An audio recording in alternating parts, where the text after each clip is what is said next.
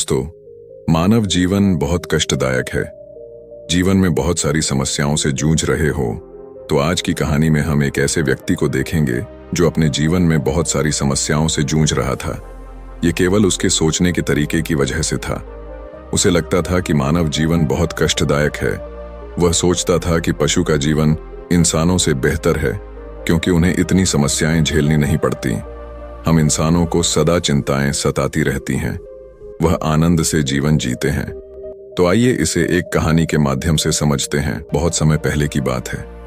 एक निर्धन ब्राह्मण था। वह दिन भर गांव-गांव भटककर जो कुछ भिक्षाटन कर लाता, उसी से उसका और उसके परिवार का गुजर बसर होता था। परिवार में मात्र पति, पत्नी और पुत्र थे, परंतु कभी-कभी भिक्षा मिलती तो कभी नहीं, जिससे किसी प्रकार पेट भरता। वे कभी पूरब के गांव में भिक्षाटन करने जाते, कभी पश्चिम के गांव में, कभी उत्तर जाते, कभी दक्षिण।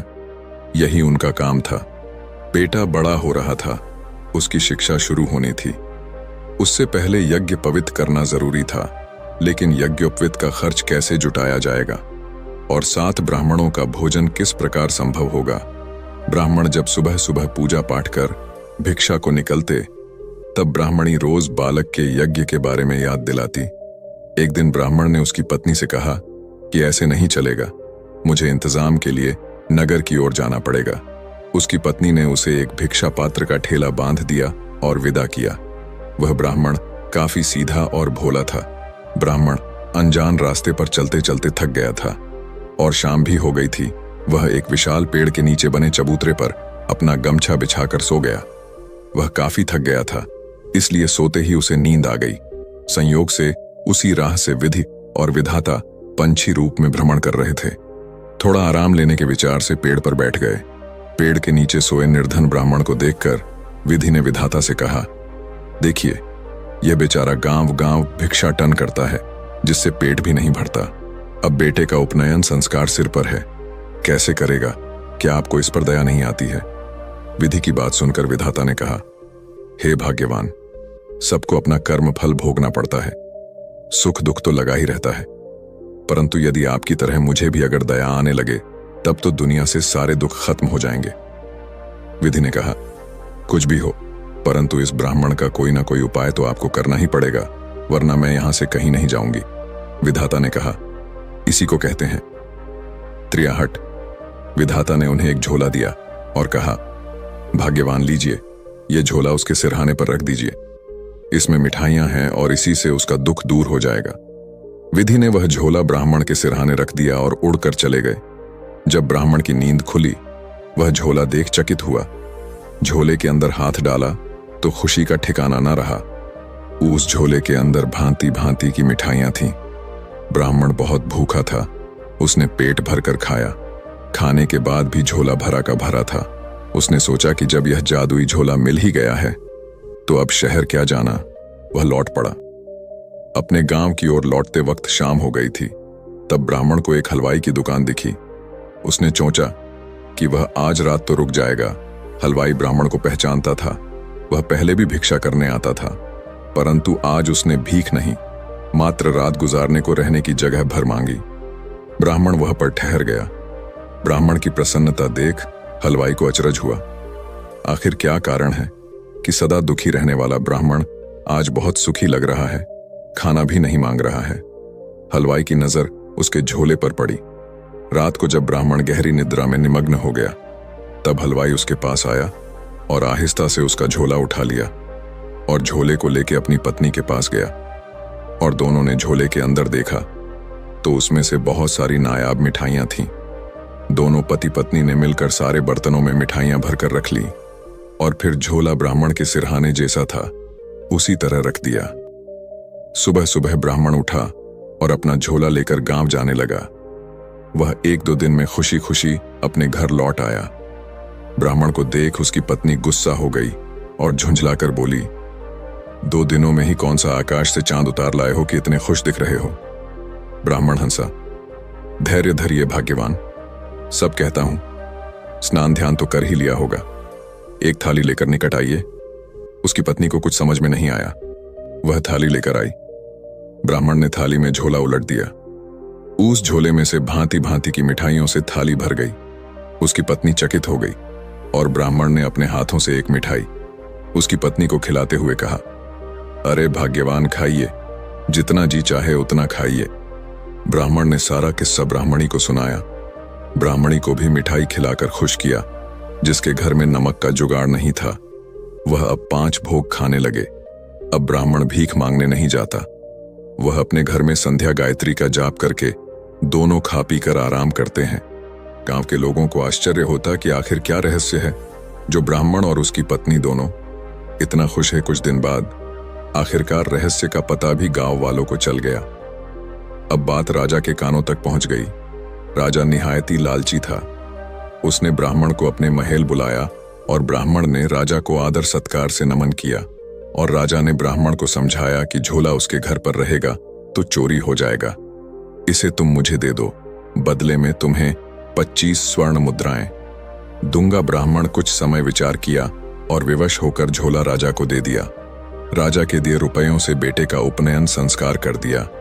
बचे हुए रुपए को दुकानदारों को दे दिए कि उनको राशन पानी देता रहे। कुछ दिनों के बाद वे पैसे खत्म हो गए। अब दुविधा ने फिर घेरा। आखिरकार ब्राह्मण ने निश्चय किया कि वह फिर से गांव गांव भीख मांगने जाएगा। सुख के बाद मिले दुख अधिक कष्टकारी होते हैं और वह गांव भीख मांगने निकल गया। एक दिन ब्राह्मणी ने ब्राह्मण से कहा कि आप एक बार फिर उसी राह पर जाएं। शायद फिर कोई चमत्कार घट जाए, शायद फिर से हमारे दिन अच्छे आ जाए। ब्राह्मण को भी ब्राह्मणी की बात अच्छी लगी और वह अगले ही दिन फिर से उसी रास्ते पर गया। रात होते होते वह उसी पेड़ के पास पहुंच गया। रात होने पर पेड़ के नीचे गमछा बिछाकर सो गया। विधि और विधाता पुण्य चिड़िया के रूप में वहां आकर उसी पेड़ पर बैठे विधि ने विधाता को उलाहना देते हुए कहा, क्या हुआ? हे विधाता, आपने जो झोला दिया उससे इसका दूध स्थायी रूप से कहां दूर हुआ? विधाता ने कहा, वह झोला राजा के पास चला गया। फिर विधि ने विधाता से कहा, कुछ तो राह निकालिए। विधाता ने भी यही सोचा और एक बार फिर एक नया झोला ब्राह्मण के सिरहाने रख दिया और वहां से चले गए। सुबह सुबह ब्राह्मण ने आंखें खोली तो उसने देखा कि वैसा ही एक झोला उसके पास आ गया था। ब्राह्मण ने नया झोला देखा। वह खुश होकर जैसे ही झोले को पलटाकर अंदर देखा कि तभी उसमें से अचानक हाथ पैर निकलकर ब्राह्मण की धुलाई करने लगे। ब्राह्मण चीखने लगा। फिर जैसे तैसे करके झोला सीधा किया कि हाथ पैर उसमें समा गए। ब्राह्मण ने झोला बांधा और उसे लेकर वह हलवाई की दुकान गया। ब्राह्मण के सोते ही हलवाई ने पूरे घर का बर्तन इकट्ठा कर लिया और पति पत्नी ने मिलकर झोला खोल उलटा कर दिया। उसमें से हाथ पैर निकले और दोनों की धुनाई करने लगे। दोनों चीख मारकर रोने लगे। पूरा मोहल्ला इकट्ठा हो गया। फिर ब्राह्मण वहां आया और कहा कि हलवाई महोदय ने मुझसे 200 रुपए लिए थे, अगर वह दिलवा दे तो हम सब जादू से समेट लेंगे। हलवाई और उसकी पत्नी ने डर कर 200 रुपए ब्राह्मण को दिए। फिर ब्राह्मण ने झोले का मुंह सीधा किया। हाथ पैर सिमट गए। ब्राह्मण अब झोला लेकर खरीदारी करने लगा। गांव के लोगों को लगा कि अब की बार ब्राह्मण को रुपयों का झोला हाथ लगा है। उसकी खबर राजा को भी लगी। उसने ब्राह्मण को बड़े ही आदर से बुलाया और उसकी खूब आव भाव की। इस बार उसने झोले की जगह 4 गांव लिखने का वादा किया। दान पत्र लिखकर राजा ने ब्राह्मण के हाथों में दिया और राजा झोला लेकर खहुशी खहुशी से अंदर जाकर अपनी पत्नी को बुलाया और झोले का मुंह खोलकर उसे उलटा कर दिया। झोले में से हाथ पैर निकले और इन्हें पीटने लगे। राजा रानी चीखने चिल्लाने लगे। तभी सिपाही दौड़े आए और सिपाही को भी पीटने लगे। तब राजा ने ब्राह्मण से मदद की गुहार लगाई। तभी ब्राह्मण ने कहा, महाराज, यदि आप मेरा पहला वाला झोला दे दें तो शायद मैं आपको इस संकट से बाहर निकाल लूं, क्योंकि यह झोला दूसरे झोले का जुड़वा भाई है और जब तक इसका भाई अर्थात दूसरा झोला नहीं मिलेगा तब तक यह नहीं रुकेगा। राजा ने तुरंत झोला लौटा दिया। ब्राह्मण ने दूसरे झोले को सीधा किया कि हाथ पैर उसमें समा गए। तब जाकर राजा रानी और सिपाहियों को लात घूंस से छुटकारा मिला। राजा ने पहले वाला झोला ब्राह्मण को दे दिया। ब्राह्मण खुशी खुशी अपने घर आया और झोले की कद्दत से ब्राह्मण और उसकी पत्नी काफी अमीर हो गए।